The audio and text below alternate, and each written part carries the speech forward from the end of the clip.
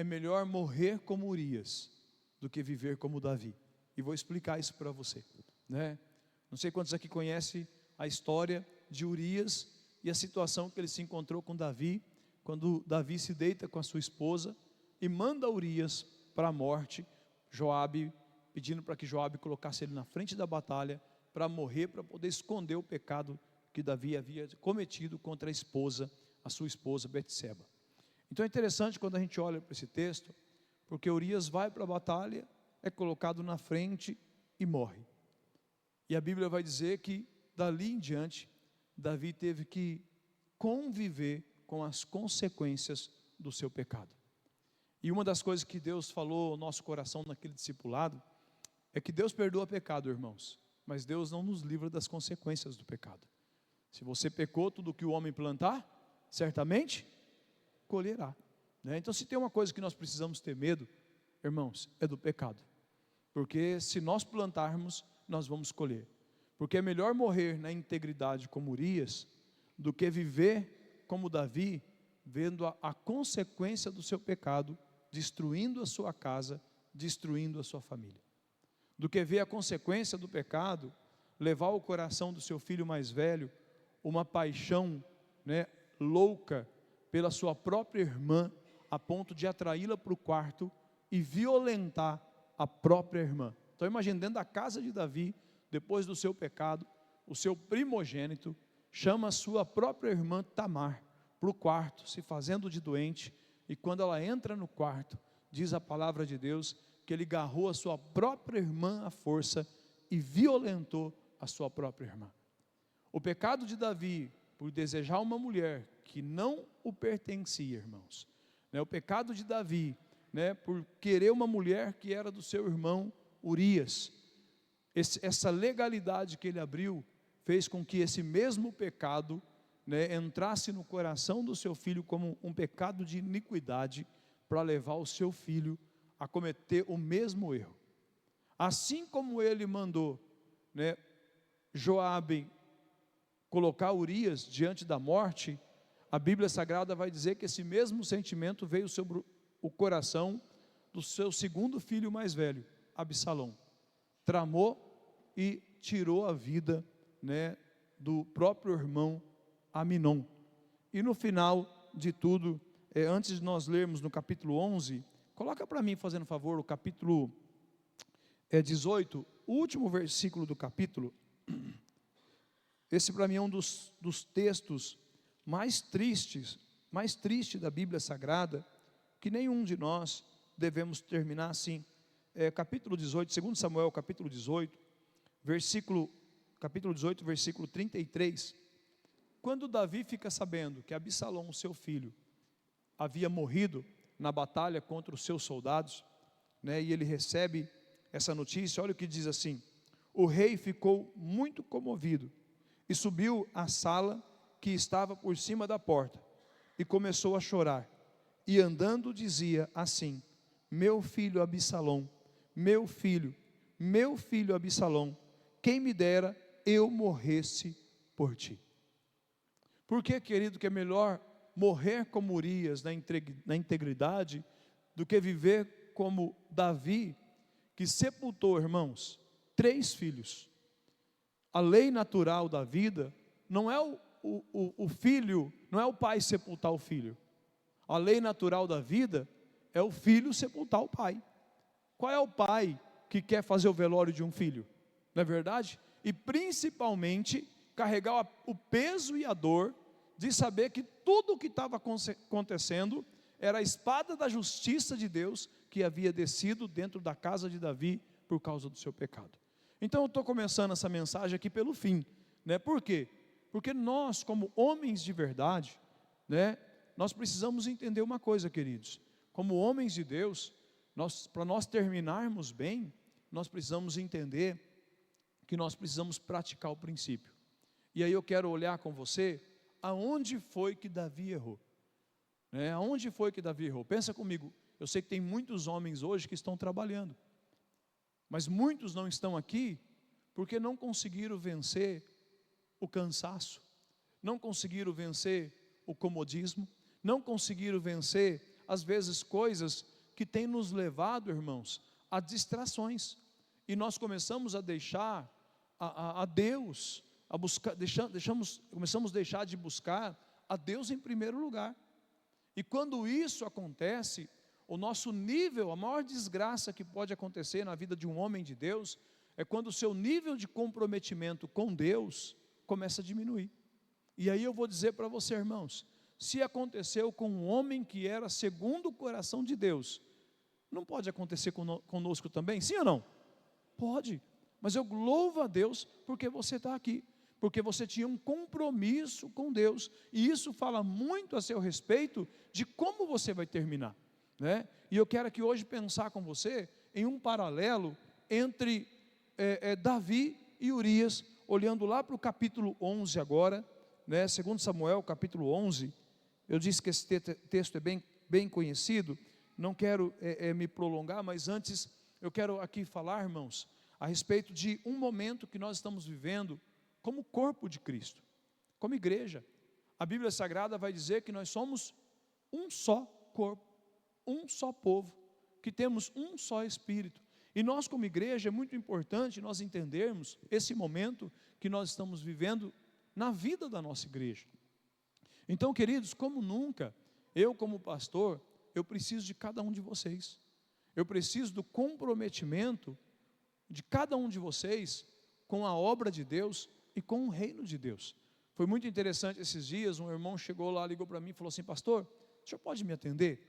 E aí eu falei: posso, irmão? Fiquei imaginando, né? Será que o irmão está doente? O pastor já começa a pensar, né? Será que é algum problema, alguma situação? Mas olha o que o irmão queria falar para mim. Ele falou: pastor, eu não tenho mais saúde para trabalhar na construção da igreja, mas eu vim aqui, eu conversei com a minha esposa, eu vim trazer uma oferta para que a igreja possa contratar alguém e pagar, né? Ele fez o cálculo dele lá mais ou menos de um servente lá, né? Que possa pagar esse valor aqui de 30 dias para uma pessoa vir trabalhar aqui na igreja. Isso eu celebrei, por quê? Porque mostra que mesmo esse irmão tendo limitações de saúde, ele está comprometido com a obra de Deus. Entende, queridos? Quando a gente olha para o livro de Esdras, e a palavra de Deus vai dizer que o povo estava construindo o templo do Senhor, o capítulo 3 e o capítulo 4, a palavra do Senhor vai dizer que houve um decreto que ordenou com que a obra tivesse que ser parada, e a obra ela foi interrompida por 14 anos, 7 anos depois, houve uma liberação, mudou-se o imperador, a obra foi liberada, mas já fazia 6 anos que a obra já estava liberada, que vai estar registrado no livro do profeta Ageu, e a obra ainda estava parada. Uma coisa, irmãos, é a gente ter um obstáculo que está do lado de fora, um obstáculo de repente que é um problema de saúde, é um tempo de escassez que nós estamos vivendo, ou é o trabalho que nos impede de estar indo se comprometer mais com a obra de Deus, ter mais compromisso com a obra de Deus.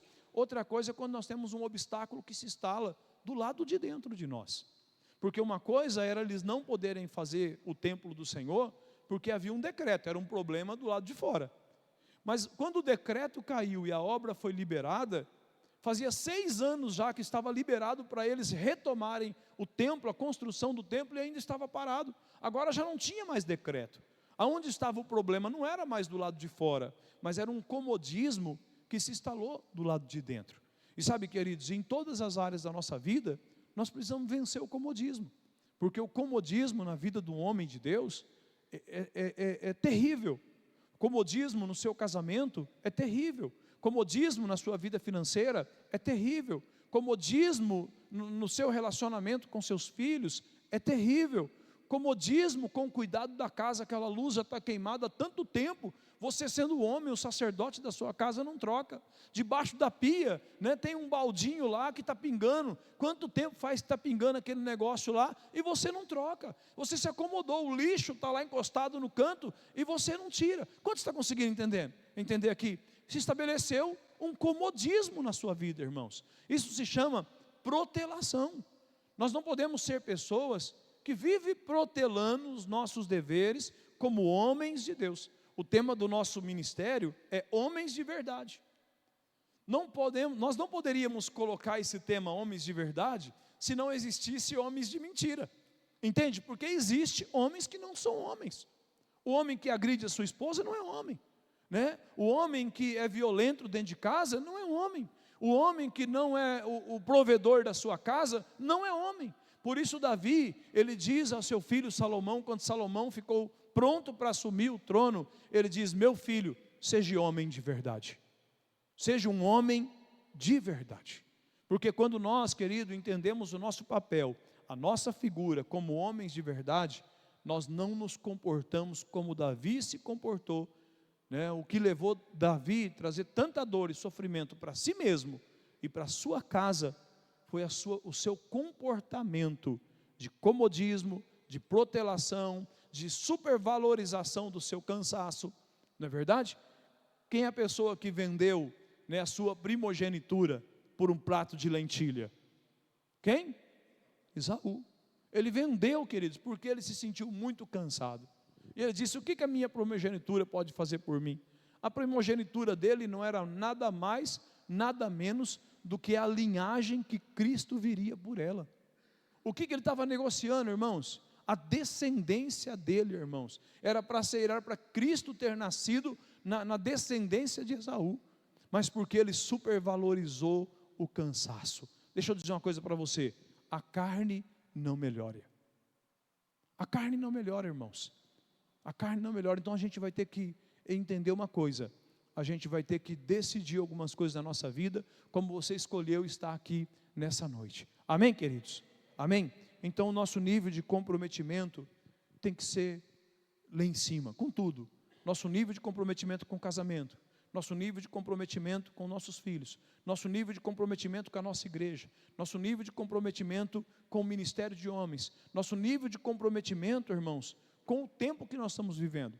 Eu acredito que esses 6 meses da Igreja Batista Betel vai ser o período que mais vai exigir de nós, entende? Porque é um tempo de mudança. Quantos aqui se lembram quando a gente veio para esse lugar? Nós investimos tempo, nós nos dedicamos, nós nos unimos. Às vezes tinham mutirões aqui de 30, 40, 50 irmãos trabalhando aqui nessa estrutura para a gente vir para cá. Só que agora nós não podemos deixar o comodismo tomar conta de nós, irmãos. E agora nós estamos indo para um lugar que é nosso, um lugar que nós vamos deixar para os nossos filhos, nós vamos deixar para os nossos netos. Amém, queridos? Pode ser que os nossos filhos, nossos netos sejam pastores neste lugar, sejam missionários enviados por esta igreja. Pode ser que dessa igreja muitas outras igrejas nasçam e o neto, o seu filho possa ser pastor, possa ser missionário, possa ser missionária desta igreja em outro país. Então hoje nós estamos entrando numa fase que vai exigir de nós. Uma das coisas que eu quero compartilhar com você, e quando nós estamos comprometidos com a visão da igreja, quando nós estamos entendendo para onde Deus está nos levando, quando nós estamos discernindo o tempo da igreja, tudo que nós precisamos agora, irmãos, eu fiz 40 dias de jejum. Nesses 40 dias de jejum, eu ouvi o pastor Jetro ensinando que 40 dias de jejum é poder, mas não é poder sobre a minha vida, é poder porque eu sei o que nós vamos ter que viver nesse segundo semestre do ano de 2025, nós vamos precisar viver milagres, irmãos. Se nós não vivermos milagres nesse segundo semestre do ano de 2025, nós não vamos ver, nós não vamos conseguir, pela carne, se colocar naquele lugar. Porque pensa comigo, irmãos, só para rebocar por dentro, aquela obra vai ficar 60 mil reais. Só para nós fazermos o piso, o concreto, a mão de obra do piso no chão, nós vamos ter que gastar uns 70 mil reais. Nós vamos ter que construir palco, nós vamos ter que fazer a parte elétrica. Então assim, eu sou construtor, né, eu trabalhei 20 anos na construção civil, eu sei que de forma natural, nós não vamos conseguir fazer isso, irmãos. Não tem como nós fazermos de forma natural, mas nós servimos um Deus que pode nos levar por um caminho sobrenatural. Mas para isso, irmãos, nós precisamos estar o quê? Unidos. Para isso Deus tem que ver em nós. Por exemplo, antes quando estava só o alicerce lá, e eu fui lá e comecei a orar, falei: Deus, como que vai ser agora? Chegou essa pandemia, 2020, nós precisávamos começar a levantar as paredes da igreja, pandemia chegando, ninguém sabia o que ia virar, pessoal falando em fechar a igreja, e eu fui para lá e comecei a orar, e sabe o que o Senhor falou? Falou: filho, eu vou dar para vocês todo o recurso que vocês precisam, mas eu não vou enviar nenhum anjo do céu para sentar tijolo. Eu não vou vir aqui na terra para sentar tijolo para vocês. enquanto vocês trabalharem, não vai faltar material para essa obra avançar. E irmãos, nós temos o testemunho lá, até onde nós chegamos, é a mão de Deus. Não é por força do recurso, não é por força, é a mão de Deus que nos levou até ali, porque nós tivemos comprometido. Depois que eu estive lá orando,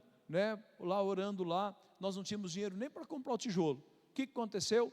Havia uma igreja que ia ser construída lá em Borborema, compraram um monte de bloco lá, 2 caminhões de bloco lá, se eu não me engano, acho que quase 7, 8 mil blocos, né? Quem foi lá com a gente buscar aqueles blocos lá, né?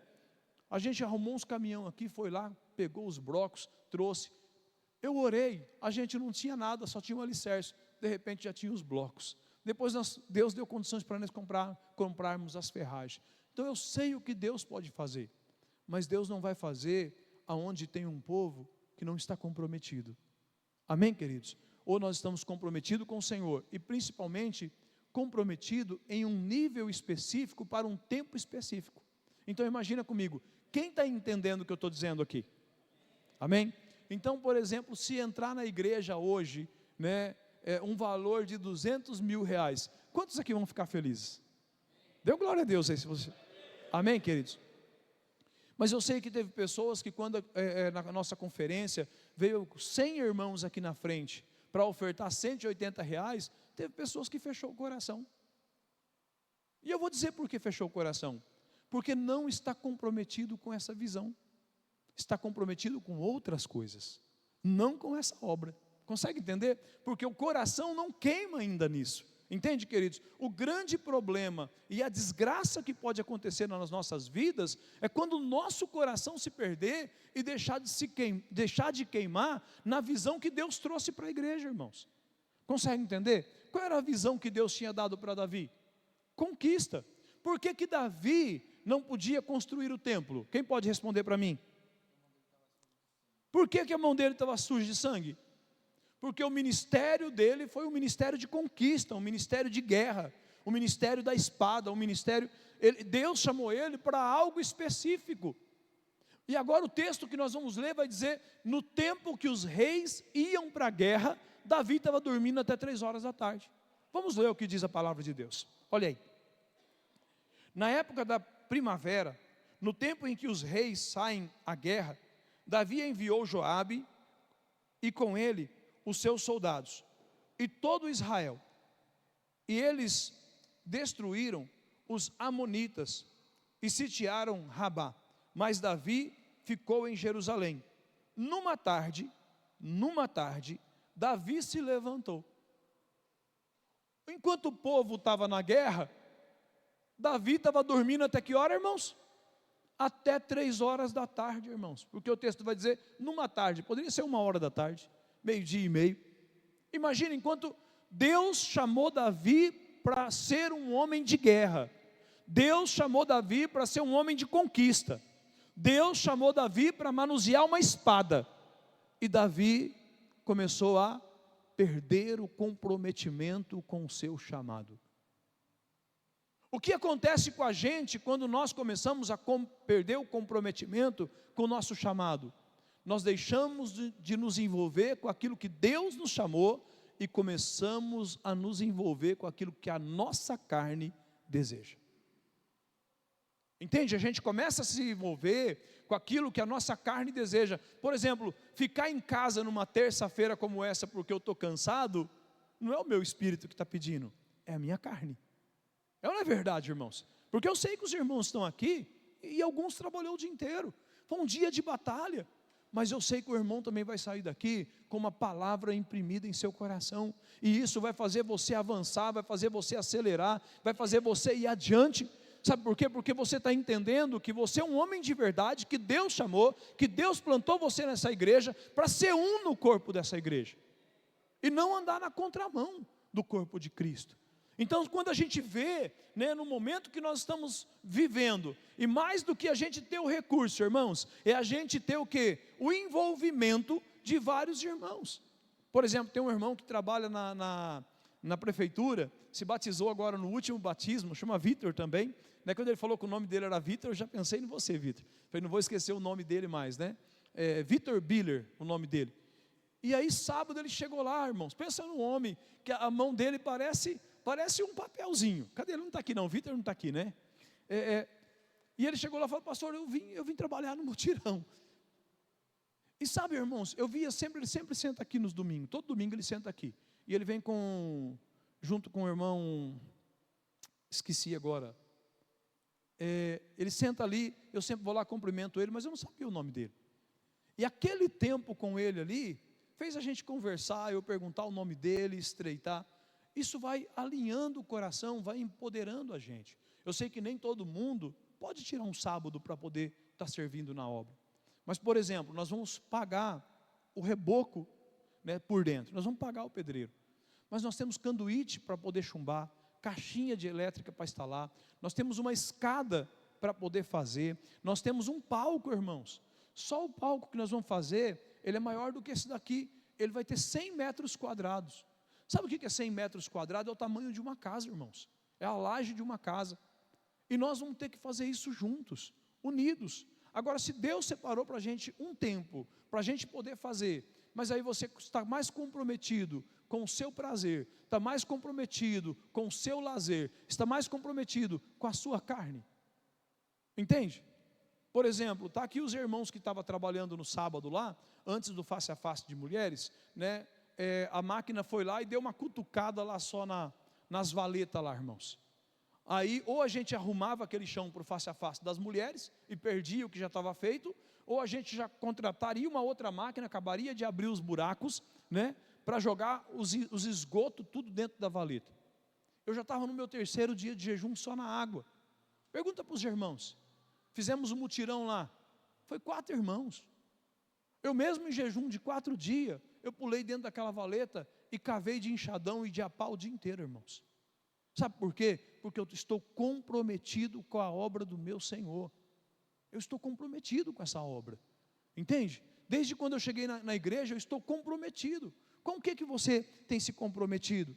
A gente vai ver que Davi, ele não estava comprometido com aquilo que Deus tinha chamado ele para ser. Você faz parte de uma equipe, você faz parte de um corpo, você é um homem que Deus chamou para fazer parte desta obra. Amém? Numa tarde, Davi levantou da sua cama e foi passear no terraço do palácio real. Do terraço, ele viu uma mulher que tomava banho. Ela era muito bonita. Davi perguntou: quem era aquela mulher?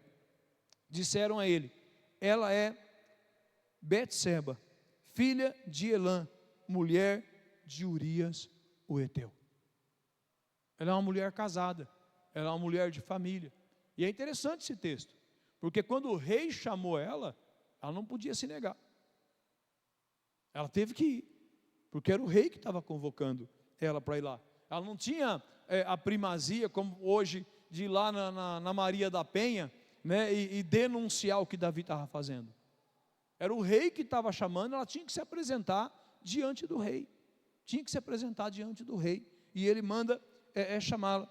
Então Davi mandou buscá-la, e ela foi até ele, e ele se deitou com ela, pois já havia se purificado da sua menstruação. Depois ela voltou para sua casa. Então ela estava no período fértil, e Davi mandou trazer ela, sabendo que ela era esposa de um dos seus soldados, manda trazer ela, se deita com ela, e o texto vai dizer que ela fica grávida. Não é isso? Olha o que diz aí, versículo 5, a mulher engravidou, dizendo a Davi: estou grávida. Então Davi mandou dizer a Joabe: traz-me Urias, o Heteu. E Joabe o enviou a Davi. Urias veio a Davi, e este lhe perguntou como estavam Joabe e o exército, como ia a guerra. Depois Davi disse a Urias: vai para a tua casa e procura descansar. E assim que Urias saiu do palácio real, foi-lhe mandado um presente do rei. Mas Urias dormiu à porta do palácio real, com todos os servos do rei, com todos os servos do seu senhor, e não foi para a casa. Por que Urias não foi para casa, irmãos? Então contaram a Davi: Urias não foi para a casa. E Davi perguntou a Urias: não chegastes de uma viagem? Por que não foste para casa? Urias respondeu a Davi. E olha aqui, irmãos, o que Deus espera encontrar em cada um de nós. Um compromisso, uma aliança, né, como Urias. E olha o que vai dizer. Olha o que Urias vai dizer. Urias respondeu a Davi: a arca, as tropas de Israel, de Judá, estão em tendas. Joabe, meu senhor, e os servos do meu senhor estão acampados em relento. Como eu iria para casa, comer e beber, deitar-me com a minha mulher? Por tua vida e por tua honra não farei isso. Uau! Diz aí, glória a Deus. Ele diz: como que eu posso ir para a minha casa, para o conforto da minha cama, se deitar com a minha esposa, enquanto a arca da aliança, enquanto a presença do Senhor está no meio do exército do povo de Deus? Quanto que eu posso desfrutar do conforto do meu lar, enquanto o meu general está na batalha e os meus irmãos estão na guerra? Eu me nego a ir para casa, eu me nego a me deitar com a minha esposa, eu me nego a desfrutar de qualquer conforto neste lugar, enquanto os meus irmãos estão sozinhos lá cavando valeta. Entende isso, queridos? Dá para entender o tamanho disso? Agora pensa comigo, que pecado tinha Urias ir para casa? Não era a mulher dele? Não era a esposa, um só corpo e uma só carne? Sabe o que Deus estava usando Urias para fazer aqui? Deus estava usando Urias para dizer assim: era isso que eu esperava de você, Davi. Eu esperava que você tivesse mais compromisso com a minha presença. Eu esperava, Davi, que você tivesse mais compromisso com o exército que eu confiei a você. Eu esperasse que você tivesse mais compromisso com todos os homens que eu levantei e coloquei do seu lado para guerrear ao seu favor. Eu esperava, Davi, que você honrasse mais as pessoas que estão ao seu lado. É isso que eu esperava de você, Davi. Está vendo aqui, Davi, o que você está conseguindo enxergar em Urias? Eu queria ter encontrado em você. Mas porque eu não encontrei isso em você, você atraiu a desgraça sobre a sua vida, porque você não se comprometeu comigo e nem com a minha obra. Isso é o que acontece muitas vezes, irmãos, quando sem perceber, e aqui eu quero dizer para você, que aconteceu com Davi, pode acontecer comigo, pode acontecer com qualquer um de nós. Devagar, a gente vai se envolvendo com as coisas do mundo, irmãos. Devagar, nós vamos nos distraindo, irmãos. Devagar, a gente começa a gostar do conforto. Devagar, a gente começa a gostar de dormir até mais tarde. Devagar, a gente começa a gostar de algumas coisas e vai colocando as coisas de Deus para segundo plano. Isso não acontece da noite para o dia. Davi, quando ele viu, ele já estava nessa situação. E aí ele olha um homem, um soldado, de baixo escalão, lá, porque a Bíblia fala que ele era subordinado de Joabe, portanto ele se submeteu a ter que entrar na frente da batalha, então mostra que ele não era um soldado de alto escalão, mas o homem com uma integridade sem igual. E eu preciso falar isso, irmãos. Irmãos, hoje a nossa sociedade está sofrendo porque os homens não têm integridade. Integridade é caráter daquilo que você faz quando ninguém está te vendo. Quando ninguém está te vendo, o que você acessa nas redes sociais, com quem você fala. O que Deus está achando disso? O que Deus estava achando de Davi?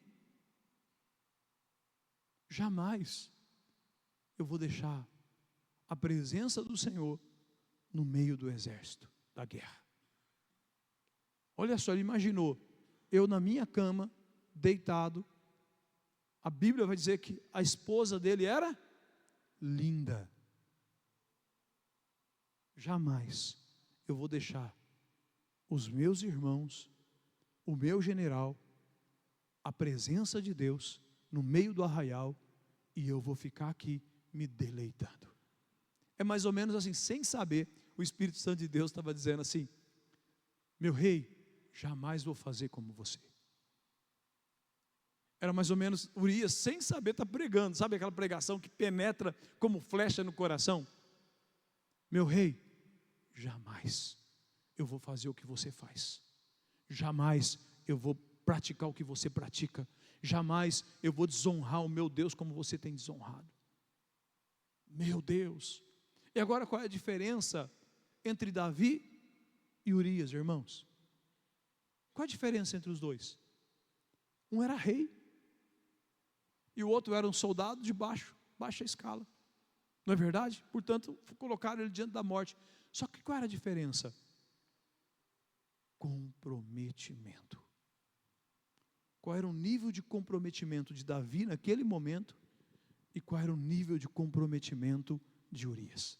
Por isso o tema dessa mensagem é melhor morrer como Urias, morrer comprometido, está na frente da batalha, segurando a espada, sendo fiel ao Senhor, sendo fiel ao que Deus nos chamou, do que viver como Davi, do que viver e ver. Não que eu falo assim, viver como Davi, assim, deixa eu tentar explicar. Contemplar com seus próprios olhos a ruína da sua própria casa, por consequência dos seus próprios atos. No capítulo 12, quando Natã corrige Davi, a palavra vai dizer assim, irmãos, quando Natã corrige Davi, né, Natã, o profeta Natã, ele não podia chegar e falar assim, Deus vai trazer uma correção sobre você, porque ele era o rei, o profeta podia ser morto. Então o Natã, ele foi esperto, ele prepara uma parábola, e além de Davi ser rei, ele também era juiz. E aí Natã chega nele e fala assim, meu rei, lá em tal lugar, no reinado, tem um fazendeiro que tem muitas ovelhas, e do lado da terra desse fazendeiro, tem também um homem que tem uma pequena terra lá, e ele tem uma única ovelha. E quando chegou gente na casa desse fazendeiro rico, ele mandou ir lá, pegar a única ovelha daquele homem que não tinha nada, mandou sacrificar aquela ovelha, e mandou servir aquela ovelha para os seus convidados. Do que é digno esse homem, meu rei? E Davi, furioso, diz, esse homem é digno de morte. Eu quero saber quem é esse homem, porque eu vou julgar esse homem, né, sem misericórdia. E aí Natã fala assim, meu rei, Deus manda te dizer que esse homem é você, porque você tinha 70 mulheres, e essas 70 não te bastou, você foi lá e pegou a única mulher de Urias. Esse homem é você. E Davi cai com o rosto no chão, em terra, chorando e se arrependendo diante de Deus. Essa é uma das grandes qualidades de Davi. Davi, queridos, ele é conhecido pelo homem que nunca errou, né? Davi, ele era um homem que errava como nós erramos, mas Davi, ele tinha uma qualidade, sempre se arrependia. Ele não tinha compromisso, estava naquele período sem compromisso, mas dali para frente ele se arrepende, se compromete. Mas como eu disse, irmãos, Deus perdoa pecados, mas Deus não livra. E aí no capítulo 12, a palavra do Senhor veio através do Natã, e a palavra diz assim, assim como você se deitou com a mulher de Urias, às escondidas, Deus manda te dizer, que vão se deitar com as suas mulheres à luz do dia. Mais tarde, Absalom, filho de Davi, se rebela contra o próprio pai. E quando Davi tem que fugir, abandonar o palácio, algumas concubinas de Davi, que era como esposa, ficaram para trás.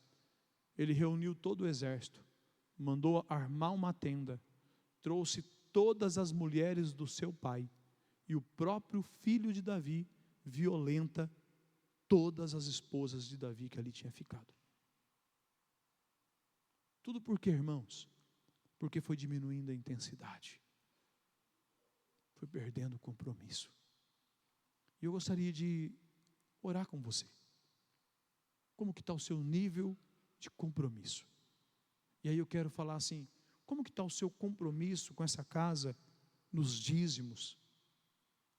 Como que está o seu compromisso nessa casa com as ofertas?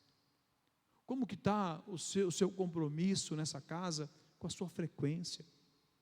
Porque eu sei, irmãos, que todos nós temos um leão, mas não é se entregar, irmãos.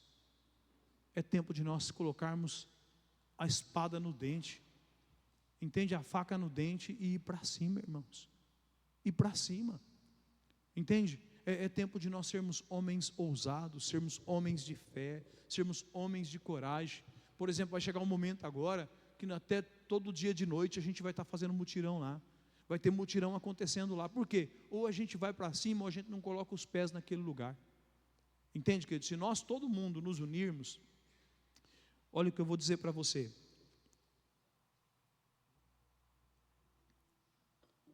Eu quero contar com cada um de vocês. Mas para isso eu preciso de um nível de compromisso. Entende?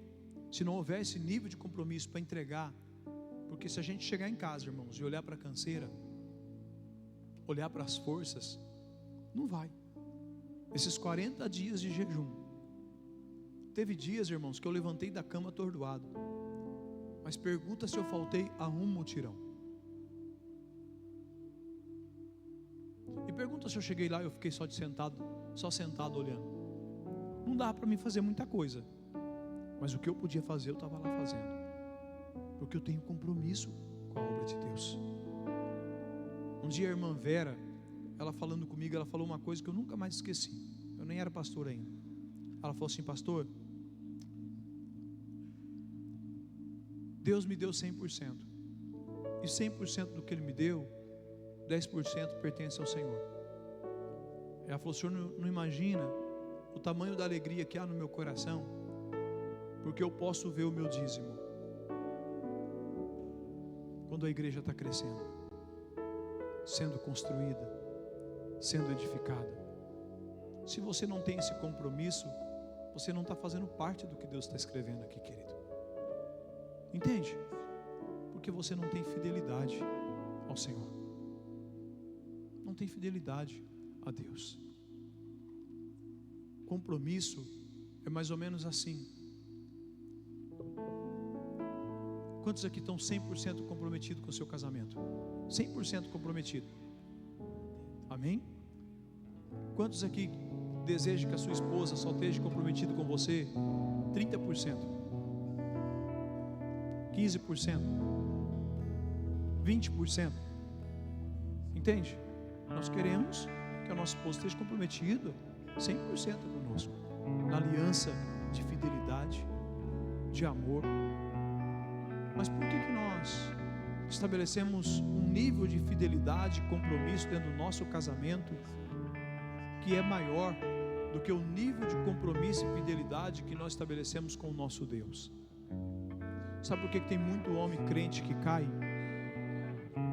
Porque infelizmente a sua aliança no casamento às vezes é até maior do que a aliança que tem com Deus. Mas eu preciso dizer para você, quando a sua aliança com Deus é maior do que a sua aliança do casamento, você nunca vai cair. Porque quando a sua aliança com Deus é maior do que a sua aliança do casamento, você logo entende que você não está traindo a sua esposa, você está traindo o seu Deus. Que Deus jamais vai aceitar uma coisa dessa. Então, quando nós olhamos para esse texto da palavra de Deus, e nós olhamos o final dessa história, na Bíblia NVI vai falar assim, que Davi estava sentado na porta da cidade, e quando ele vê o mensageiro correndo, ele já tinha pedido: preserve-me a vida de Absalão, meu filho. Deixa eu tentar colocar isso mais claro. Davi tem que fugir do exército. Absalão, seu filho, levanta um exército contra o seu próprio pai, e ele vem com esse exército para poder matar seu pai. Davi cata os seus filhos pequenos e algumas mulheres e os soldados, e ele foge. Quantos aqui se lembram da casa de Maquir? Amém? Não dá para esquecer daquela palavra, né? A casa de Maquir acontece quando? Quando Davi está fugindo do seu filho Absalão. Absalão vem com um exército poderoso para poder matar o seu pai, e ele foge, ele se refugia no deserto, e é ali acolhido na casa de Maquir, como a gente viu. Quando chega o momento que Davi chama os seus soldados, prepara os seus soldados para a guerra contra os soldados de Absalão, ele chama Joabe e fala: Joabe, preserva o meu filho, preserva a vida do meu filho Absalão, não permita que ele morra nessa batalha. Por que Davi estava falando isso, irmãos? Porque ele sabia que o que estava acontecendo ali era colheita, Ele sabia que o que estava acontecendo ali, toda a revolta de Absalão contra o reino do seu pai, vinha do seu pecado. Pastor, mas como assim? Deixa eu explicar para você. Um homem, quando ele adulterava naqueles dias, ele tinha que ser morto por apedrejamento. E Davi, ele encontrou graça diante de Deus, e não foi morto por apedrejamento, e nem perdeu o seu trono, porque Deus o perdoou. E quando Aminon violenta a própria irmã, agora aqui, querido, era um abuso sexual, uma violência, era pecado de incesto, e era também abuso sexual, que era um estupro. Então o que tinha que acontecer com Aminon pela lei? E Davi era um juiz. Aminon tinha que ser apedrejado até a morte. Mas como que Davi poderia apedrejar Aminon, se ele tinha encontrado a graça de Deus? Como não entregaria também a graça de Deus para o seu filho Aminon, que era o perdão? Só estou tentando pintar um quadro para você. Ele perdoa. Quando ele perdoa, Absalão, que era irmão de mãe e de pai de Tamar, que é a jovem que tinha sido violentada pelo próprio irmão, ele sim fica indignado porque o seu pai não julgou Aminon com a morte. Então ele diz: eu mesmo matarei Aminon. E ele mata o seu irmão mais velho, Aminon. E agora ele levanta um exército contra o seu próprio pai. E quando chega o dia da batalha, a Bíblia Sagrada vai dizer que o exército de Davi eram valentes guerreiros, que tinham face de leão na guerra, que o Senhor possuía aqueles homens, não era força natural. O exército de Davi eram homens que eram possuídos por Deus. A gente vê aqui o Urias, irmãos, e diz a palavra de Deus que o maior na batalha matava 1000 soldados, 1000 homens, e o menor matava 100. E algum deles, a Bíblia vai dizer que a espada se fundia na sua mão, e enquanto não tivesse o último homem, esse homem não parava de lutar, e o Senhor sustentava eles na batalha. Então agora vem o exército de Absalão, 10 vezes maior do que o exército de Davi. O exército de Davi entra e extermina o exército de Absalão. Absalão fugindo, ele correndo debaixo de algumas árvores de carvalho, os seus cabelos voando na sua mula, como diz a palavra de Deus. Ele é preso pelo cabelo nos galhos da árvore e fica espendurado. E quando Joabe chega naquele lugar, ele não acata, irmãos, o que Davi tinha pedido: preserve a vida de Absalão. Ele atravessa Absalão com várias perfurações de lança. Pastor, por que Joabe fez isso? Pergunta para mim, pastor, por que Joabe fez isso? Porque um dia Joabe recebeu uma carta na mão, e essa carta dizia assim: coloque Urias na frente da batalha para ser morto. Você está entendendo o nível de compromisso de Urias? De honra: jamais me deitarei com a minha esposa, porque o meu senhor, o meu general Joabe está na batalha. Eu acredito que quando Joabe abre aquela carta e vê aquilo, ele chora pela vida do seu soldado, porque todo general, todo líder precisa chorar pelo seu liderado. Davi desonrou os seus liderados, porque ele decidiu viver uma vida sem comprometimento com a obra de Deus. Palavra forte, né, meu irmão? Dura essa palavra, mas é uma palavra que nós precisamos olhar. Nós precisamos elevar o nosso nível de compromisso com a casa de Deus. Esse grupo aqui, nós nem precisamos de todos os homens, mas esse grupo aqui, seja um servo. Seja um servo. Nós vamos agora ter essa festa. Seja um servo. O nosso Senhor Jesus pegou uma bacia, irmãos, e lavou os pés dos seus discípulos.